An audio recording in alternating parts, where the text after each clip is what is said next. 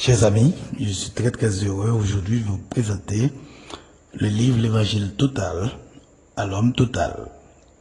L'Évangile total à l'homme total est écrit par votre serviteur. Ce livre est sorti sous presse il y a quelques semaines. C'est un livre de 510 pages et de 46 chapitres. En guise de présentation, aujourd'hui, je vais vous lire 2 pages du chapitre 1. Et dans ces 2 pages, nous allons définir l'évangile. Cette lecture sera faite sous les ailes de la bonne musique.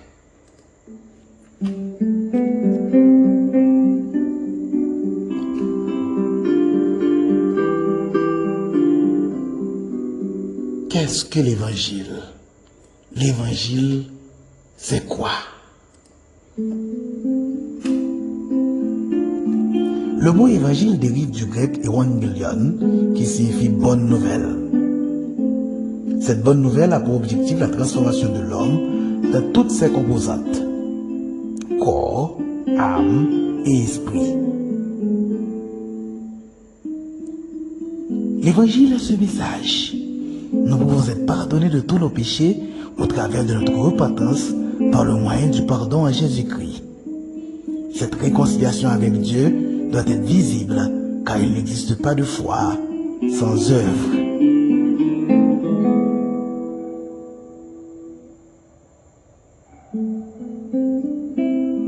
L'évangile n'est pas un livre parmi les livres.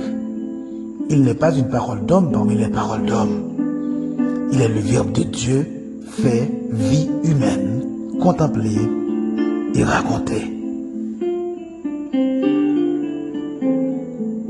Selon l'Évangile, un chrétien est quelqu'un dont la vie est en complète harmonie avec la parole de Dieu et avec sa volonté. C'est quelqu'un qui est juste là où les autres sont injustes, patient là où les autres sont impatients, travailleur là où les autres sont paresseux, exact là où les autres ne le sont pas.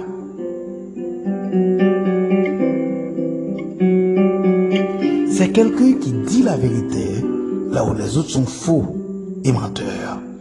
C'est quelqu'un qui est doux et lent à la colère là où les autres sont coléreux et violents.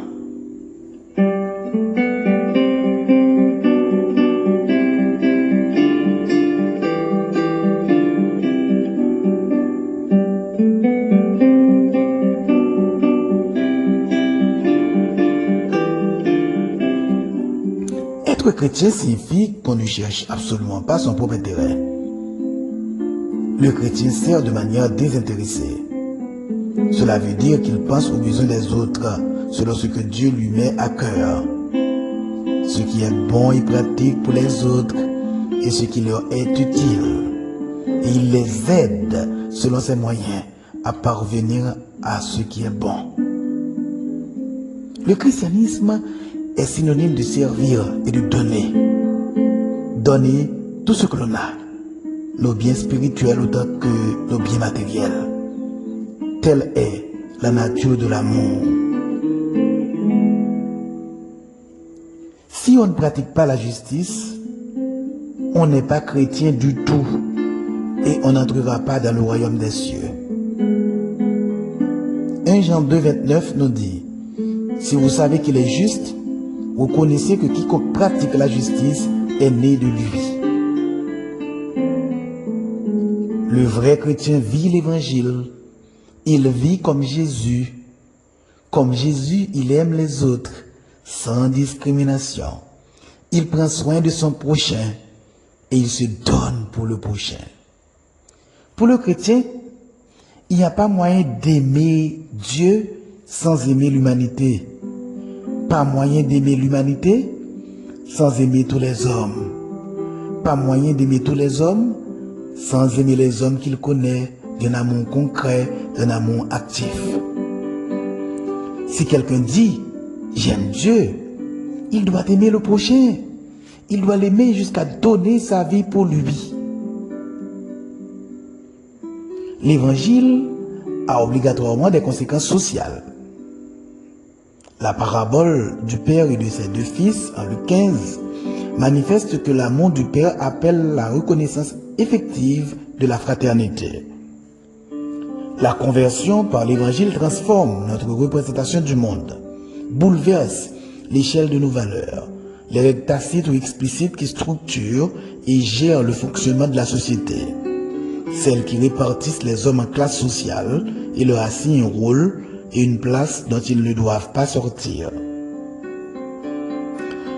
Paul, dans son épître aux Romains, évoque cet évangile, puissance du salut, tant pour les Juifs que pour les Grecs, c'est-à-dire un unique salut, un unique accès à la vie unique de Dieu pour deux sphères sociales qui, jusque-là, ne devaient pas se mélanger. Indiscutablement, l'évangile bouleverse le fonctionnement de la société. L'évangile récuse la classification des hommes selon les impératifs de la structure sociale dominante, selon l'origine ethnique, selon l'appartenance sociale, selon la fortune ou la couleur de la peau ou de la proximité du pouvoir. L'évangile ne peut donc être que déroutant au regard du fonctionnement traditionnel de l'humanité. Le Dieu de la Bible met le prochain entre lui et son adorateur. Jean reformule cette exigence. Si tu dis que tu aimes Dieu que tu ne vois pas et que tu n'aimes pas ton frère que tu vois, tu es un menteur. Nous avons de Dieu ce commandement que celui qui aime Dieu aime aussi son frère.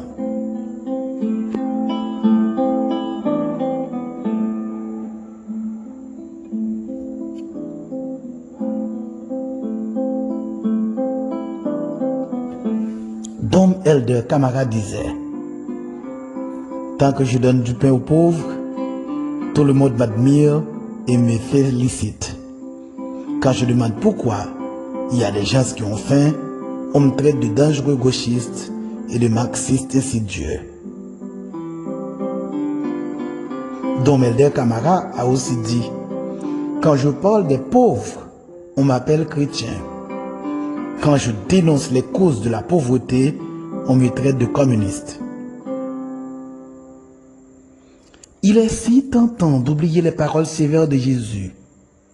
Malheur à vous, pharisiens, vous négligez la justice et l'amour de Dieu. Vous faites de longues prières et vous dévorez les maisons de veuves. Luc 11, 42. Luc 20, 37.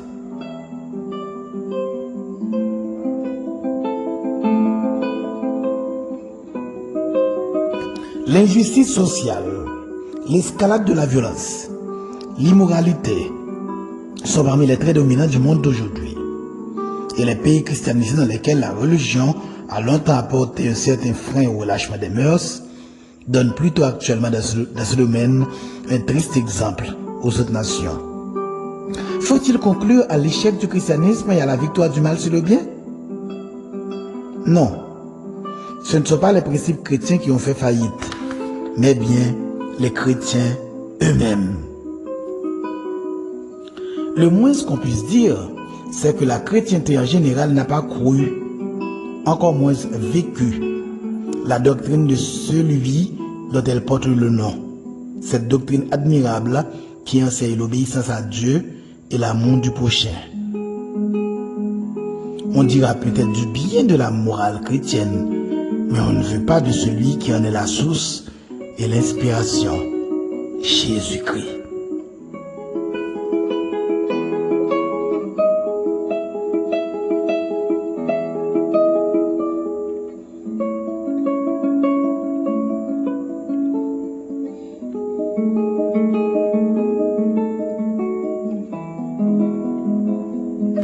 Vous qui vous déclarez chrétien, réalisez-vous que vous portez de ce fait le nom de Christ? Êtes-vous un disciple de Jésus? Un de ceux auxquels il dit: si vous persévérez dans ma parole, vous êtes vraiment mes disciples? Ou bien au contraire, un de ceux auxquels il devrait dire un jour, je ne vous ai jamais connu, retirez-vous de moi.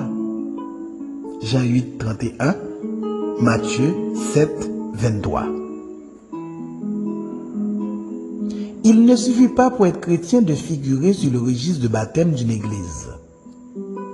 Ce ne sont pas ces livres-là qui seront consultés au grand jour du jugement lorsque Dieu fera comparaître tous les hommes devant lui pour juger leurs œuvres. Un autre livre fut ouvert qui est celui de la vie. Et si quelqu'un n'était pas trouvé écrit dans le livre de vie, il était jeté dans les temps de feu. Apocalypse 20 et le verset 12. Le message que transmet l'Évangile est de vivre une existence honnête. Aider les personnes les plus démunies à s'épanouir et à se développer fait partie des principaux objectifs de l'évangélisation. L'Église doit donner l'espérance. En aidant les autres, on témoigne de l'Évangile. Nous devons vivre l'Évangile dans tous les aspects de notre vie, sociale, morale, spirituelle, politique, économique, et j'en passe.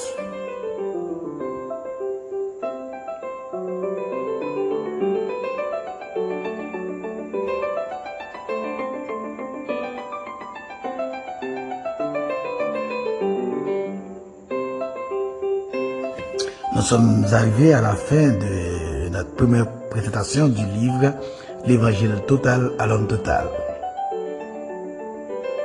Comme je vous dis au début, vous pouvez trouver ce livre à la librairie La Pléiade. Ou encore, vous pouvez m'appeler au 509 37 76 23 59. Vous pouvez également utiliser les réseaux sociaux, Instagram, Twitter, Facebook. Et vous pouvez communiquer avec moi pour obtenir ce livre, L'Évangile total à l'homme total, un livre de 510 pages et de 46 chapitres. Il faut vous dire que c'est pendant 4 ans et demi que j'ai réalisé les recherches m'aidant à mettre sous papier ce livre, L'Évangile total à l'homme total.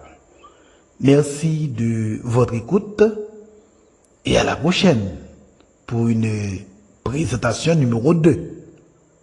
Merci beaucoup.